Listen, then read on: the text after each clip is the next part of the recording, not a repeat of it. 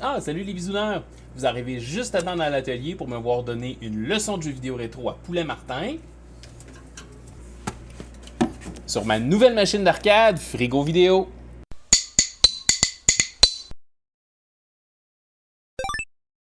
Étant jeune, j'ai toujours été fasciné par les machines d'arcade classiques.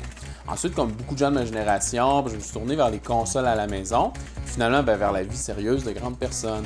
Par contre, l'idée de posséder ma propre machine d'arcade m'a toujours un petit peu trotté dans la tête. Évidemment, c'est beaucoup trop gros et beaucoup trop cher pour considérer sérieusement en acheter une. Mais quand j'ai réalisé qu'une machine d'arcade, essentiellement, c'est une grosse boîte vide dans laquelle on encastre une télé, là, j'ai fait le lien avec une grosse boîte vide qui se trouve déjà dans l'atelier, le frigo. J'ai donc décidé de vérifier ce que ça pourrait donner si on faisait le reste du chemin, et franchement, je suis pas déçu. Donc aujourd'hui, je vous amène avec moi pour vous montrer toutes les étapes de fabrication de mon frigo vidéo. C'est parti! Le cerveau de l'opération, c'est un Raspberry Pi. C'est une composante super bon marché et qui est très populaire dans beaucoup de projets électroniques. Si vous n'êtes pas familier avec le Raspberry Pi, tout ce qu'on a besoin de savoir pour le moment, c'est que c'est comme un petit ordinateur à qui on peut envoyer du code, sur lequel on peut faire rouler certains programmes. Dans le projet qui nous intéresse aujourd'hui, il va servir à faire fonctionner un émulateur qui en fait va venir imiter les vieux jeux vidéo. Je n'irai pas plus loin dans le détail de l'émulateur en question parce que selon l'endroit où on se trouve dans le monde, la légalité de tout ça peut varier. Donc pour mettre personne dans la barre, je vais vous suggérer pour vous faire votre propre idée d'effectuer une recherche à propos de RetroPie. Maintenant, en plus de notre Raspberry Pi, on va avoir besoin d'un ensemble de boutons d'arcade. Je vais vous laisser un lien vers celui que j'ai utilisé. Il contient tout ce qu'il faut pour un branchement facile et rapide vers les ports USB du Raspberry Pi. On ajoute à ça une vieille télévision, quelques câbles et adapteurs et hop, on a tout ce qu'il faut. Les branchements sont faciles à faire et tout s'emboîte à pression sans aucune soudure. Ici, je branche une série de boutons pour faire un test. Ça a l'air encore un peu chaotique, mais c'est suffisant pour me permettre de valider que toutes les composantes se parlent et se comprennent avant d'aller plus loin.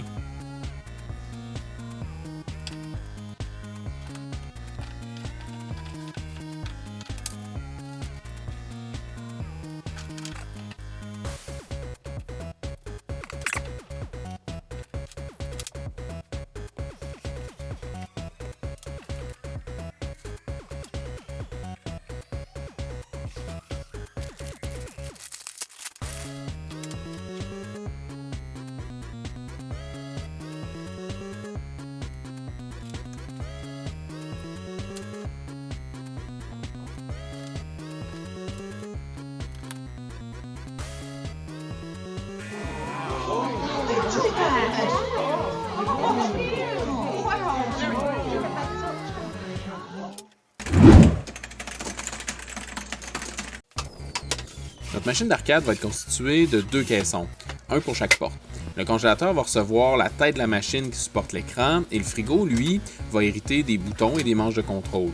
Pour fabriquer les caissons, j'utilise du contreplaqué de 15 mm d'épaisseur que j'avais en retaille de mon installation de comptoir d'atelier il y a bientôt 2 ans. On dirait bien que je l'ai conservé pour un moment spécial. Rendu ici, on doit fabriquer les pièces du casse-tête. Ça veut dire beaucoup de coups de scie et quelques programmes de CNC. Mais je vous rassure, là, j'utilise la CNC parce que c'est pratique pour moi, mais l'entièreté du projet peut être réalisée avec des outils traditionnels.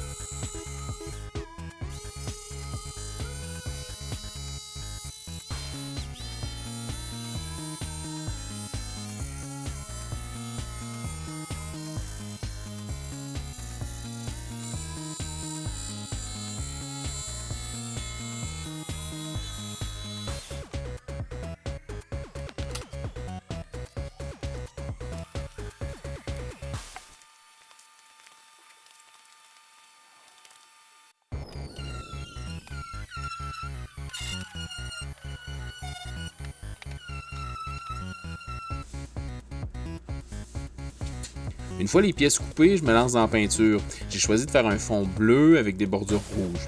Certaines pièces vont être noires aussi. Quelques coups de pinceau, quelques longueurs de ruban masqué, un peu de patience et de minutie, et hop, le tour est joué.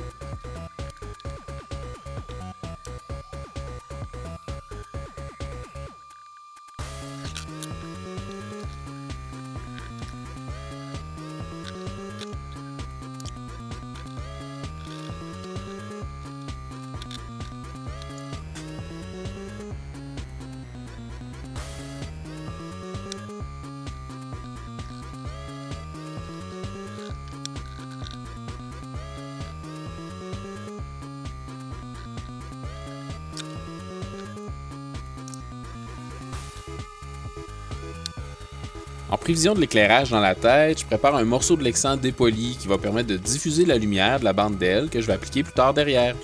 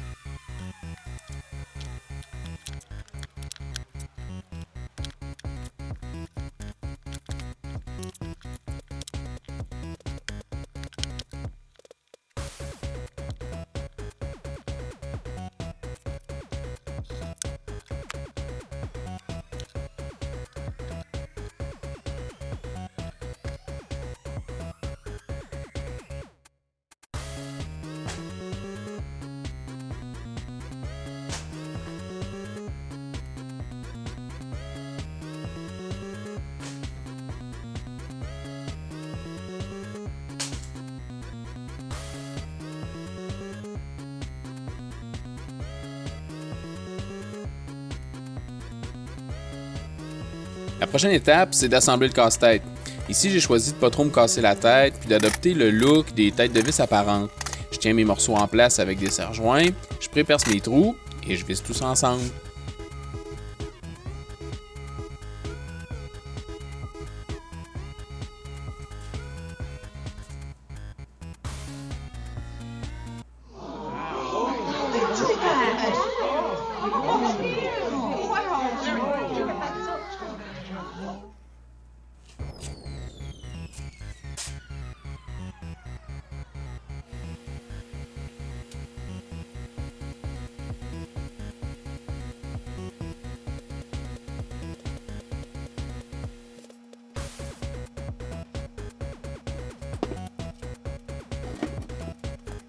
Ok, Eric Lapointe, peux-tu éteindre l'intérieur de l'atelier, s'il te plaît?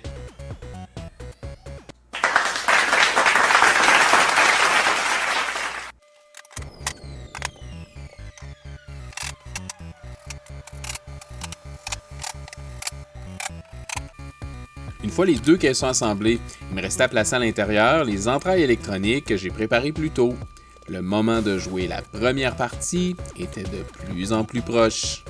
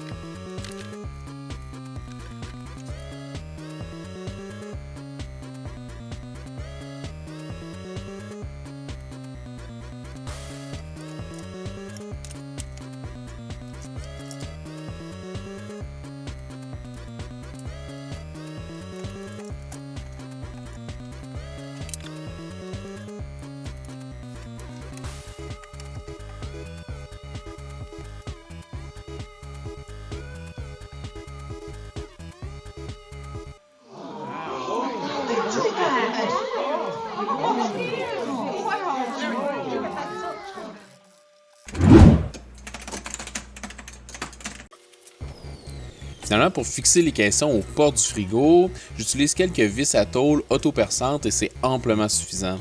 Ça peut être intimidant de percer un frigo, mais la grosse majorité des portes de frigo contiennent seulement de la mousse isolante derrière la tôle. Je vous avoue que je serais pas aussi confiant là, de percer dans les côtés du boîtier du frigo ou encore là, dans une porte qui incorpore un distributeur d'eau et de glace.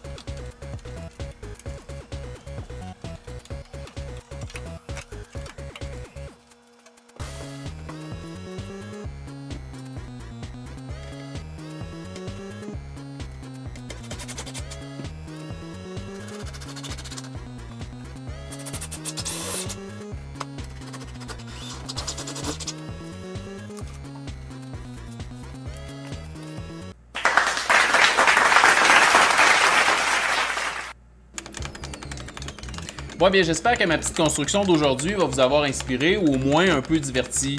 Si jamais c'est le cas, il y a plusieurs manières de montrer votre appréciation. D'abord, il y a un petit pouce en l'air sous la vidéo, c'est un tout petit geste mais qui a une énorme importance. Ensuite, si vous pensez vouloir voir ma binette sur une base plus régulière, songez à vous abonner à la chaîne, comme ça vous n'allez rien manquer de ce qui se passe à l'atelier. Et finalement, si vous en voulez encore plus, il y a toujours la possibilité de visiter la bisounerie sur la plateforme buymeacoffee.com. Là-bas, vous allez pouvoir me payer un café virtuel ou encore devenir membre pour débloquer des avantages exclusifs. Bon, ben là, il faut que je vous laisse. J'ai un gros monstre à battre. D'ici à la prochaine fois, je vous lance 2 défis. Fabriquez quelque chose et faites découvrir la chaîne à un ami. Merci d'avoir pris le temps de regarder. À bientôt!